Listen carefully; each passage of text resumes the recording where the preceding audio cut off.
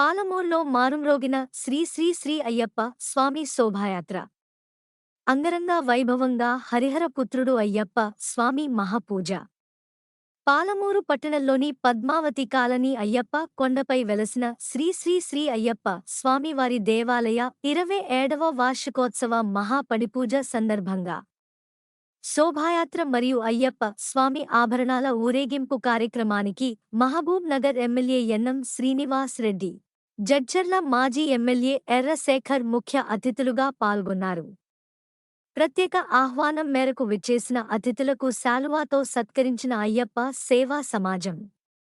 అయ్యప్ప స్వామివారి ఆభరణాల ఊరేగింపు కార్యక్రమానికి విచ్చేసి ప్రత్యేక పూజా హారతి కార్యక్రమంలో పాల్గొని స్వామివారి ఆశీస్సులు తీసుకున్నారు.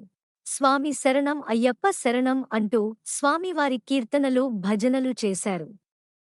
ఈ సందర్భంగా మాట్లాడుతూ అయ్యప్ప స్వామివారి కృపాకటాక్షాలు, ఆయురారోగ్యాలతో స్వామివారి ఆశీర్వాదాలు చల్లని చూపులు అందరిపై ఉండాలని వారు కోరుకోవడం జరిగింది. పాలమూర్ మొత్తం శ్రీ శ్రీ శ్రీ అయ్యప్ప స్వామి భక్తులతో కిటకిటలాడిపోయింది.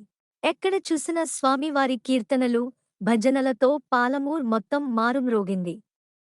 ఈ కార్యక్రమంలో municipal chairman Anand Goud, MUDA chairman Lakshman Yadav, market committee chairman Bekkeri Anitha Madhusudan Reddy, vice chairman పెద్ద Vijay Kumar, municipal vice chairman Shabbir Ahmed, TPCC ప్రధాన కార్యదర్శి వినోద్ కుమార్, డిసిసి ప్రధాన కార్యదర్శి సిరాజ్ ఖాద్రీ తదితరులు పాల్గొన్నారు.